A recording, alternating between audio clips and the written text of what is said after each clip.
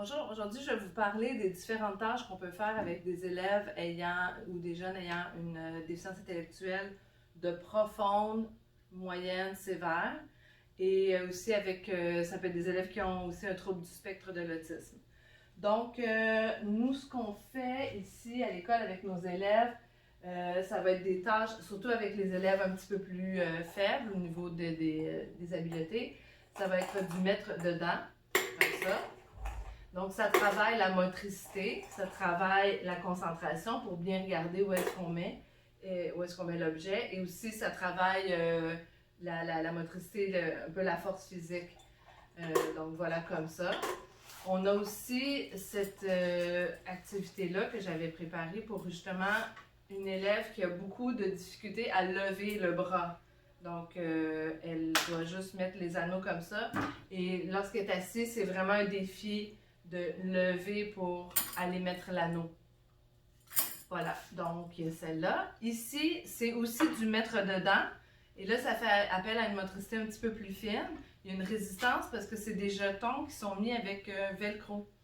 Donc, l'élève doit prendre et mettre dedans.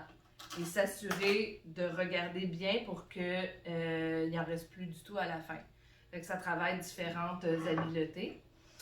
Si vraiment l'élève est plus fort, a plus de capacité, il y a aussi des petits tableaux comme ça qu'on peut faire où on peut, ça travaille le double entrée. Donc, vraiment prendre le rectangle, vraiment visualiser où est la ligne du rectangle, où est la ligne du rouge et doit le déposer à la bonne place.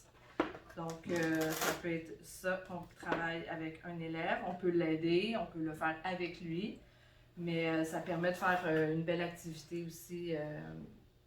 Ça permet de solidifier des acquis. Il y a aussi un tableau comme ça que j'ai préparé avec des formes géométriques. Donc, pour les élèves un petit peu plus faibles, je le fais avec des élèves ayant une déficience intellectuelle profonde, je mets à la base toutes les formes et tout ce que l'élève doit faire, c'est les prendre et les mettre dedans. Donc, premièrement, ça fait que l'élève travaille debout, parce que souvent, c'est un carton que je mets au mur. L'élève travaille debout et j'ai mis beaucoup de velcro, comme ça, il y a une forte résistance, donc il doit quand même utiliser un petit peu de force physique pour le faire.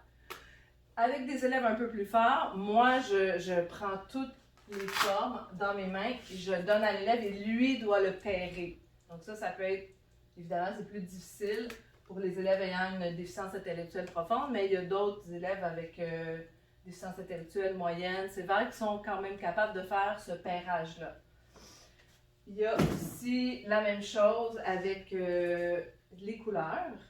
Donc, c'est des lettres que j'ai mis à velcro. Donc, avec certains élèves, j'utilise même un dé. Ça fait un élément un peu plus ludique. Donc, l'élève lance le dé et je lui pointe la couleur. Il doit choisir dans le bac. Admettons qu'ils ne sont pas mis au départ. Et là, lui voit la couleur mauve, prend le mauve et doit le mettre à la bonne place. Si là, cet élément-là devient comme une étape trop compliquée, on peut juste partir avec le panier plein de lettres et l'élève doit le mettre à la bonne place.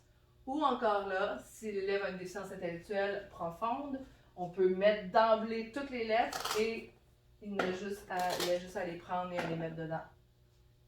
Il y a aussi ici, j'ai préparé des anneaux pour distinguer les couleurs. Donc, il y a des anneaux orange, rose et bleu. Et tout ce que l'élève ou le jeune doit faire, c'est de les mettre à la bonne place. Fait que ça permet de travailler aussi des habiletés au niveau moteur et aussi au niveau de la discrimination des couleurs.